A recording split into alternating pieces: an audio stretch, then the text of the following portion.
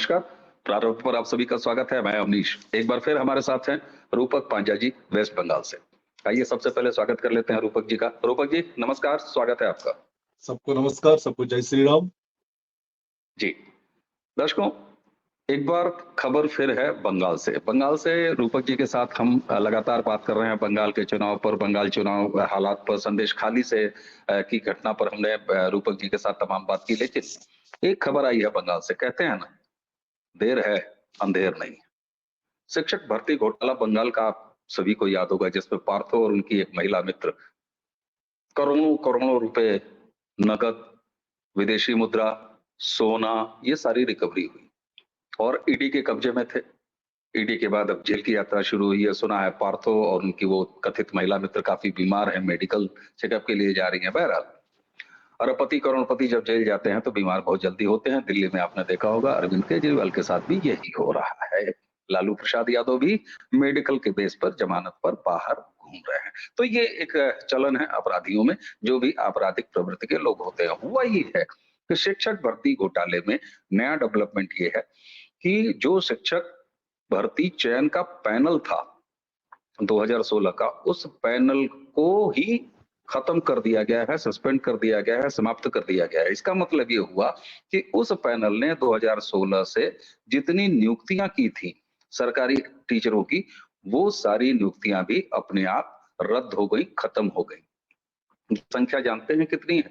ये संख्या है 25,753, यानी लगभग 26,000 ऐसे टीचर्स जिनमें कहा यह जा रहा है कि 70 से 80% ये पैसे देके, यानी भ्रष्टाचार और गलत तरीके से पार्थो बनर्जी तक या पार्थो तक ये पैसे पहुंचा के और भर्ती हुए थे। लेकिन 20% उसमें जेन्युइन भी लोग हैं, यानी उन लोगों की भी नौकरियां खत्म हो गई हैं, खतरे में है। हालांकि ओएमआर शीट की जांच की बात की जा रही है, लेकिन वो प्रक्रिया काफी लंबी है। उन 20% लोगों के साथ 80% जो गलत तरीके से आए। अब उस महिला ने जो पार्थो के साथ गिरफ्तार हुई ईडी के कब्जे में, उसने ये कह दिया कि इस सारा का सारा पैसा पार्थो का है। लेकिन पार्थो कह रहे हैं कि मुझे गलत तरीके से फंसाया गया है, साजिशन फंसाया गया है, यानी ये पैसा है किसका? अब अगर शिक्षा मंत्री पार्थो ये कह रहे हैं कि मैं प्यादा हूं, तो फिर मालिक कौन है इस भ्रष्टाचार का? दो ही लोग बचते हैं, अभिषेक बनर्जी और ममता बनर्जी। रूपक जी, अगर पार्थो प्यादा हैं तो वजीर और बादशाह ये कौन है? देखिए, मास्टरमाइंड है चोरों की रानी ममता बेगम, जो कालीघाट में बैठती है, ठीक है। और इनका सबसे बड़ा जो मास्टरमाइंड है वो है इनका भतीजा कोयला चोर अभिषेक बनर्जी। एक बात तो दर्शकों से स्पष्टीकरण हो जाना चाहिए कि जो इल्जाम बार बार हमारे प्राक्तन फॉर्मर जस्टिस गांगुली के ऊपर लगाया जा रहा था कि पॉलिटिकल फायदा उठाने का कोशिश कर रहा है, आज जस्टिस देवांशु बसाक एंड मोहम्मद सब्बर ने प्रूव कर दिया कि जो जस्टिस गांगुली जो कह के गए थे वो सही है, और उसी के जो रिजल्ट थे उसी पे ये बहाल रहा है। मतलब ये गलत तरीका से सबको नौकरी में ज्वाइनिंग करवाया गया था। आप एक तो चीज को सोचिए कि इतना बड़ा घोटाला, अनएम्प्लॉयमेंट 26,000, सोच सकते हैं एक झटका में। सही में तो आज ब्लैक डे है पश्चिम बंगाल के लिए, जो दुनिया आज देख रहा है, सिर्फ पूरा अदर स्टेट नहीं भारत का, पूरा दुनिया आज देख रहा है कि एक झटके में एक भूकंप, एक सुनामी बंगाल में आया हुआ है, जो पूरा युवा समाज को एकदम सड़क पे लाके खड़ा कर दिया। गलती किसका है? आज का डेट में नौकरी सबका जरूरत है, और ये खरीदने वाला काम ऑफर किसने दिया? इन नेताओं ने दिया, इन नेताओं ने दिया। अब एक गरीब लड़का अपना जमीन बेचकर, चाहे जैसा भी क्वालिफाइड हो, वो बात में आएंगे उसके ऊपर चर्चा में, लेकिन जमीन बेचकर, घर का सोना बेचकर नौकरी खरीदा था। ये जो सिलसिला चल रहा था, इसमें और कौन सा व्यक्ति फंस गया? जो वेल क्वालिफाइड थे। ओएमआर सीट का 26,000 OMR सीट चेक करना इस वक्त पॉसिबल नहीं है। तो क्या हुआ, पूरा युवा समाज को अब आज सड़क पे लाके खड़ा कर दिए। और ये युवा समाज को भी समझना होगा कि हम लोग ने एक बार नहीं, दो बार नहीं, जानबूझ के इस चोर के रानी ममता बेगम को तीन तीन बार के लिए सत्ता के क्षमता पे लाए हैं। तो आज ये दिन देखना तो था, आज नहीं तो कल ये होने वाला ही था। ये तो अच्छा हुआ कि जल्दी 15 साल 20 साल कम्युनिस्ट का तरफ 34 साल तक नहीं गया, सब पहले ही खुलासा हो गया। और इसके लिए मैं थैंक्स कहूंगा फॉर्मर जस्टिस गांगुली को, और अभी जो फिलहाल जो इस जस्टिस है देवांशु बोसाक एंड मोहम्मद सब्बर को। तो ये होना ही था, इसका पीछे मास्टरमाइंड देखिए। अब जितना भी कहिए, ऊपर लेवल तक अगर टच नहीं रहेगा तो ये घोटाला करना पॉसिबल नहीं। और ये एक घोटाला नहीं है, शिक्षक घोटाला हमारे लिए आज ब्लैक डे है। इसके अलावा कौन सा घोटाला बंगाल में नहीं है। हमने बंगाल का एक नया नाम दिया था बंगाल में, ये पश्चिम बंग नहीं है, दुर्नीति बंग है। यहाँ जहां भी जाएंगे घोटाला, यानी घोटाला बंगाल, पश्चिम बंगाल नहीं है। अब किसी चीज में जाइए, कौन है इसका पीछे, टीएमसी का छोटा नेता, टीएमसी का बड़ा नेता, यही लोग का नाम आएगा। तो आज जनता को समझना पड़ेगा, आज जो चीज हुआ है इसके लिए कहीं ना कहीं आप सब भी जिम्मेदार हैं।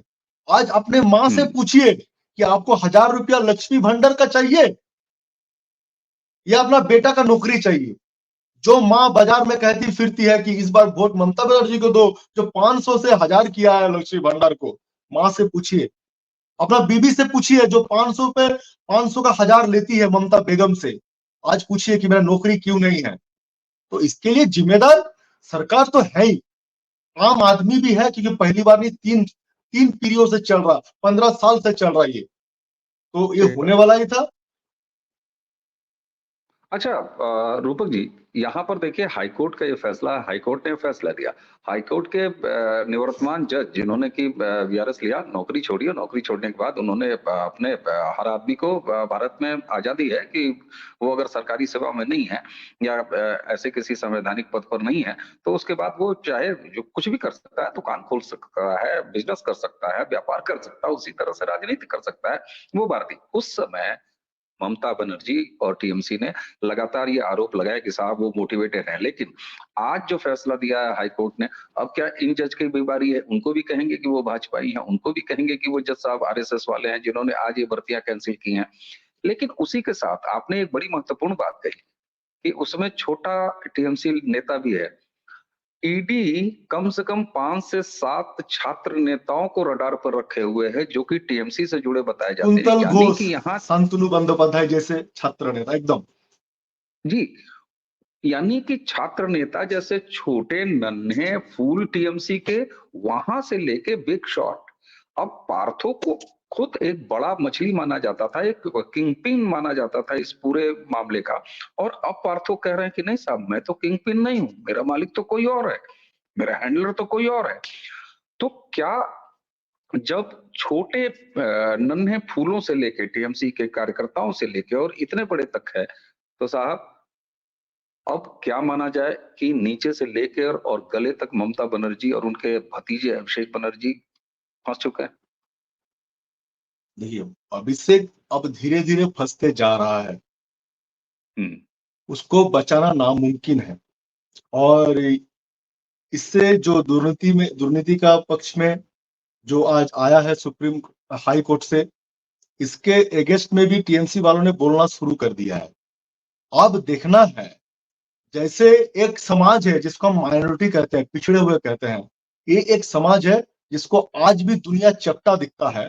तो टीएमसी का भी एक कार्यकर्ता लोग, क्या जो टीएमसी का ऊपर नेतृत्व तो बोलेगा, इसको भी क्या दुनिया चपटा ही दिखेगा या फिर अपना दिमाग लगा के सोचेगा? क्योंकि टीएमसी झूठ बोलने में माहिर है, एक कहीं से भी 1,000 2,000 लोग आदमी को झूठ बोल के लेके चला आता है। तो ये जो 2,000 3,000 आदमी है, क्या ये भी चपटा दुनिया में विश्वास करता है? मैं क्या बोलना चाह रहा हूं, दर्शक समझ पा रहा है मेरे बात को, मैं किस जगह पे इशारा करना चाह रहा हूं। जैसे वो लोग कहते थे कि दुनिया चपटा है, सूरज घूम रहा है, चांद घूम रहा है, तो टीएमसी का कार्यकर्ता भी इस तरह का है कि नहीं, ये मोदी करवा रहा है, ये जस्टिस गांगुली जो बीजेपी का आदमी था, ये जो देवांशु बोसा के ये भी बीजेपी का आदमी का इसी पे विश्वास रखेगा, या फिर बंगाल का जो अभी वर्तमान में जो परिस्थिति है इस पे विचार करेगा यहाँ का तृणमूल का युवा समाज। मेरा यही कहना है।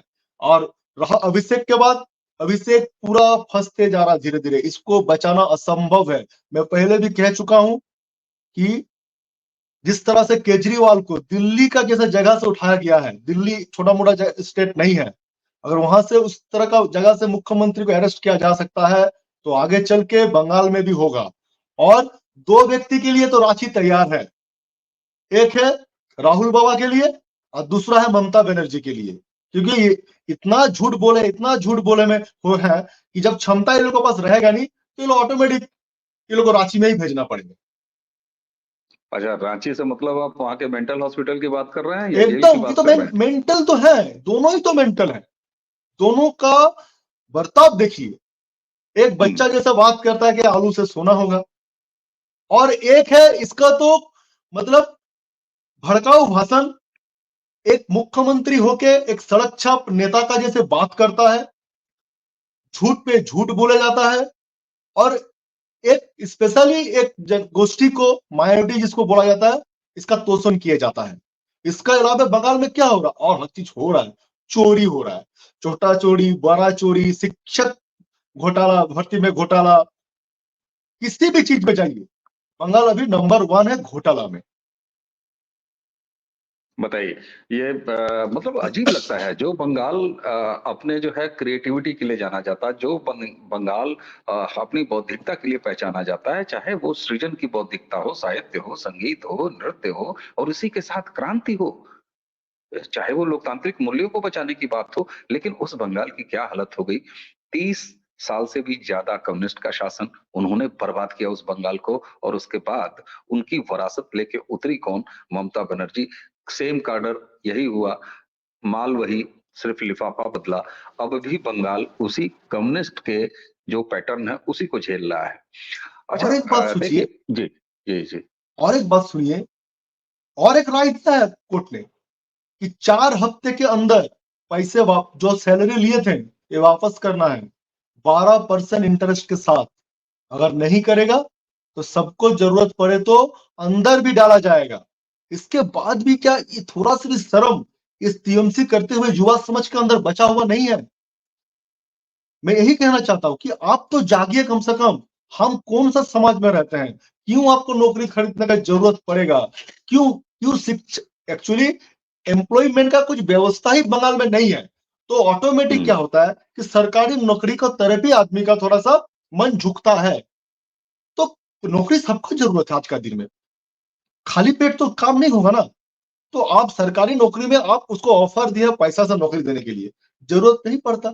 अगर आज आप बाहर से सिर्फ फैक्ट्री वगैरह लेके आते हैं, टाटा को यहाँ से नहीं भगाते हैं, अगर ठीक है टाटा उस टाइम अगर चला गया कुछ किया था तो दूसरे कंपनी को आप बंगाल में लेके आइए।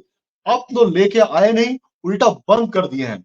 और आप बोल रहे हैं आपके पास पैसा नहीं है, पैसा नहीं है, सेंटर कुछ नहीं दे रहा। अगर केंद्र कुछ नहीं दे रहा है तो इतना पैसा आपका नेता का घर से निकल रहा कहां से?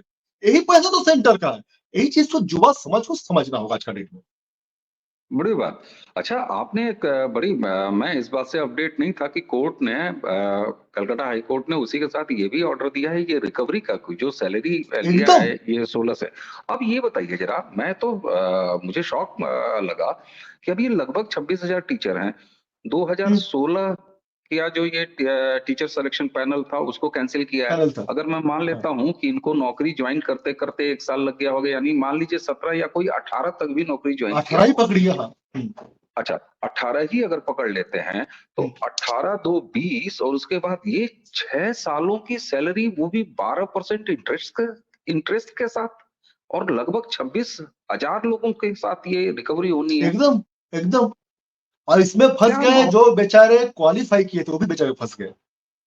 आज आज बिल्कुल, सच वो में तो बंगाल के लिए आज आज ब्लैक डे। ये जो कम्युनिस्ट वाले कह रहे थे ना, जिस दिन राम मंदिर का उद्घाटन हुआ था 5 तारीख को कि ब्लैक डे है, मैं कुछ बोल नहीं पा रहा हूँ आपके कैमरे के सामने। स्पेशली इन को समझाइए, इस कम्युनिस्ट लोगों की, अगर आज का डेट में आज ब्लैक, सही मायने में आज बंगाल के लिए नहीं, पूरा भारत वर्ष के लिए दुनिया के सामने ब्लैक डे, आज सुनामी आया हुआ है। आज कभी तक ऐसा नहीं हुआ कि एक फैक्ट्री बंद होता है, 5,000 आदमी का नौकरी जाता है, 10,000 आदमी का नौकरी जाता है, 26,000 नौकरियां गया है, वो भी सरकारी जगह से।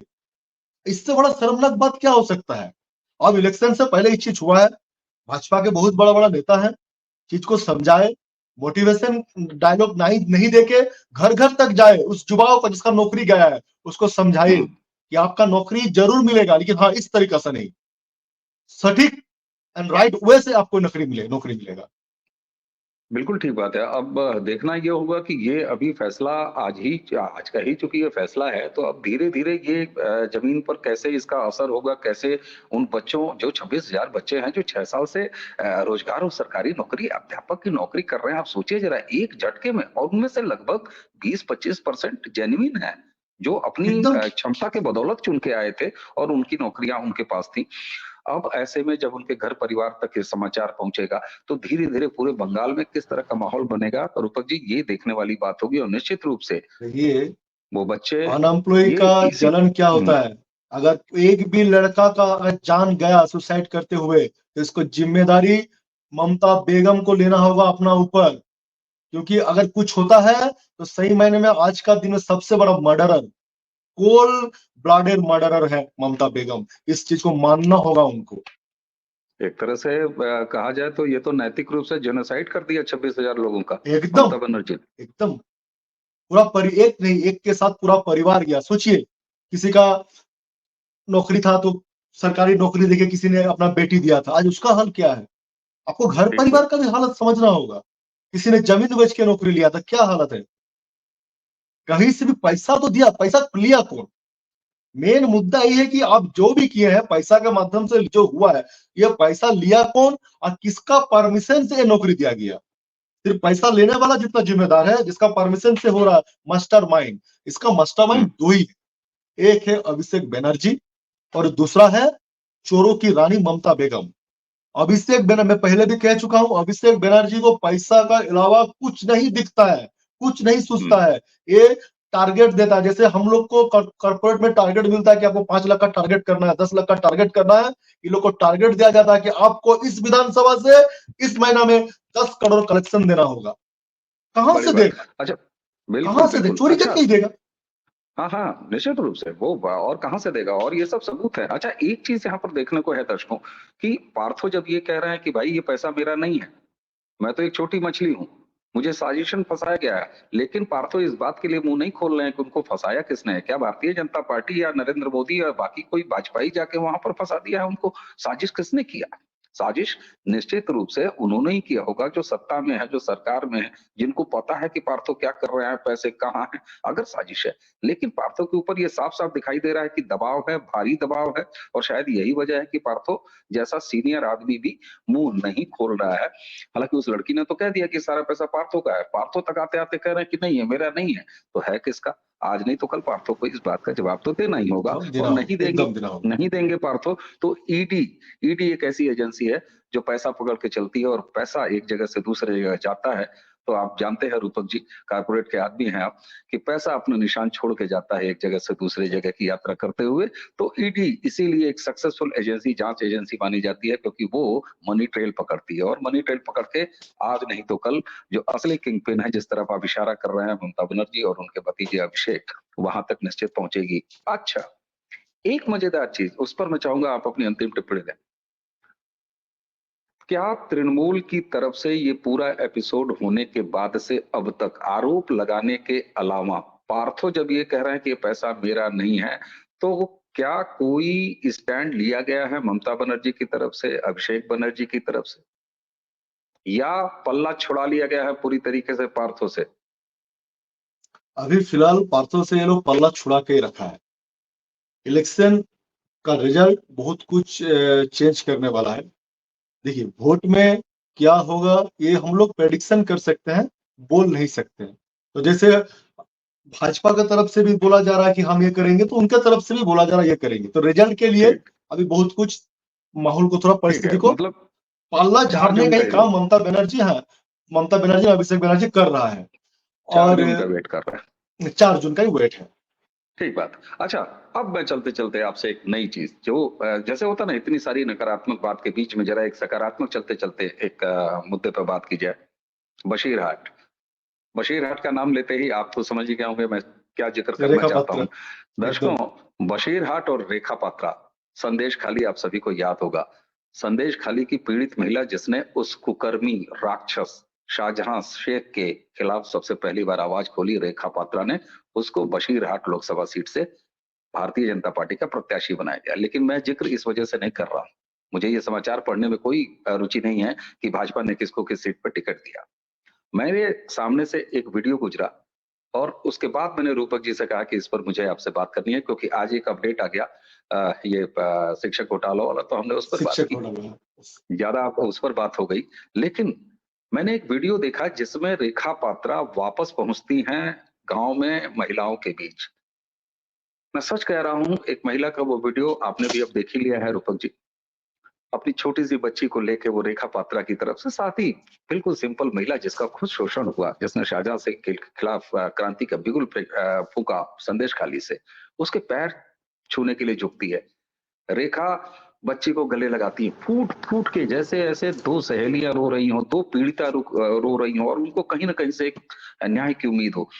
रेखा पात्रा बंगाल की राजनीति में मैं उनको एक सिंबल मानता हूं नारी शक्ति का। कैसे एकदम देख एकदम रहे हैं जमीन पर इसका प्रभाव, जमीन पर क्या चल जी। रहा है ये तो आप ही बता पाएंगे जी। हम लोग कभी कभी जब फिल्म देखते हैं तो कभी कभी इमोशनल हो जाते हैं, आंख से आंसू चला आता है। तो बसीरहाट में कुछ इस तरह का सिचुएशन है, मैंने हम्म, डूबते को तिनके का सहारा। एक बात समझ लीजिए कि अगर आप शादीशुदा हैं और आपका मिसेस अगर अपने स्कूल फ्रेंड से भी बात करता है तो आपको कहीं ना कहीं थोड़ा सा जलन होता है, क्योंकि हम लोग ह्यूमन हैं, ह्यूमन का नेचर है। आप समझ सकते हैं कि किस तरह से घर से जबरदस्ती उठा के लेके गया है। ये न्यूज वाले भी तो बढ़िया से ये सब चीज सामने नहीं बोल पा रहे, क्योंकि उनको भी तो कुछ आत्मसम्मान बोध है कि किस तरह से इस चीज को बोलेंगे। तो अब रेखा पात्र ने जब इतना बड़ा, सबसे पहले न्यूज का सामने आया, पुलिस को धमकाया, इस तरह का चीज को सामने लाया। इसके बाद यहाँ का जो विपक्ष में पार्टियां हैं, भारतीय जनता पार्टी जिस तरह से सामने सामने आके बसीरहाट को पूरा बंगाल नहीं पूरा दुनिया का सामने इसका सच उजागर किया, तो यहाँ का जो औरतें हैं उनका थोड़ा सा डूबते को जो सिनका का सहारा यही मिला। उनको लगा कि अब नहीं, अब मेरा शोषण नहीं होगा। तो हम्म, जब रेखा पात्र को सामने देखा तो उनको लगा कि नहीं, रेखा पात्र एज ए कैंडिडेट नहीं आएगा, एज ए एमपी उन लोग के पास आया है। तब जाके मन से उनका जो एक इमोशनल है आज बाहर निकल के आया है। ये बिल्कुल। चीज को समझना होगा। अरे ये सिर्फ बसीरहाट में नहीं, हर जगह पे हो रहा है इस तरह का शोषण। और इस तरह का शोषण का विरुद्ध में आज देखा जाए तो भारतीय जनता पार्टी जितने सारे कैंडिडेट दिए हैं, ये कम से कम हम आशा रखते हैं कि आगे चल के बंगाल को फिर से भारत में सबसे श्रेष्ठ जगह में लेके जाएगा। बिल्कुल ठीक बात है। और 2014 में 2 से 2019 में 18 तक ले जाने वाली बंगाल की वही सम्मानित जनता है। इसलिए जनता के ऊपर कभी भी शक मत करिएगा मेरे मित्रों, और एकदम किसी को भी शक नहीं करना चाहिए, क्योंकि बस यही होता है कि कब जाग जाए। और शायद संदेश खाली ने वो मामला जगा दिया है और वो ट्रिगर कर दिया है जहां पर एक्चुअल हिट होना चाहिए। और उसी के साथ साथ खुद ममता बनर्जी, उनके भतीजे और उनकी सरकार, उनके जो पूरा गिरोह है उसका भ्रष्टाचार, ये 26,000 लोगों की नौकरी जानी, रोजी रोटी, उनके परिवार, 6 सालों की नौकरी, 6 सालों के पैसे की फरावट 12% ब्याज के साथ, ममता बनर्जी इस अमानवीय कृत्य के लिए संभवतः उनको वोटर भी माफ नहीं करेगा, उनको ईश्वर भी माफ नहीं करेगा, और संविधान और कानून तो माफ करेगा ही नहीं। कही रह गया, एकदम कहते हैं देर है अंधेर नहीं। और अब लगता है कि ममता बनर्जी और उनकी निरंकुश सत्ता किस तरफ जा रही है, ये तय करेगी बंगाल की जनता। रूपक जी, आपने बहुत शॉर्ट नोटिस पे हमें समय दिया, आपका बहुत बहुत धन्यवाद। एकदम तो एकदम दर्शकों, मैं और ये एक थी चीज कहना चाहिए, ईश्वर से मैं प्रार्थना करूंगा, जिस युवा के नौकरियां गया है, भगवान उसको शक्ति दे, कोई गलत कदम ना उठाए। उनके घर में देर है अंधेर नहीं, और आगे चल के इस सरकार को हटाने में आप मदद कीजिए। हम आशा रखते हैं कि इससे भी अच्छा चीज, इससे भी अच्छा खबर आपके लिए अपेक्षा कर रहा है आगे चल के। तो मैं सिर्फ यही निवेदन करना चाहूंगा, यही आवेदन करना चाहूंगा कि गुस्से में आके भड़ा मन में दुखित होके कोई खराब बिल्कुल। गलत कदम बहुत आप ना जरूरी। उठाए। बहुत एकदम जरूरी संदेश आपने दिया, बहुत जरूरी संदेश आपने दिया। हम सबकी संवेदना उन बच्चों के साथ है, क्योंकि पैसे तो दिए हैं साहब, पैसे लेने वाले अगर पैसा लेके नौकरी दे रहे थे तो उनमें बच्चों का क्या दोष है। खैर, एकदम ये अनैतिक हो सकता है, लेकिन सच यही है और सच के साथ हमेशा संवेदना होनी चाहिए। रूपक जी, आपका बहुत बहुत धन्यवाद। दर्शकों, इसी के साथ हमें बस और रूपक जी दोनों को आज्ञा दीजिए। नमस्कार।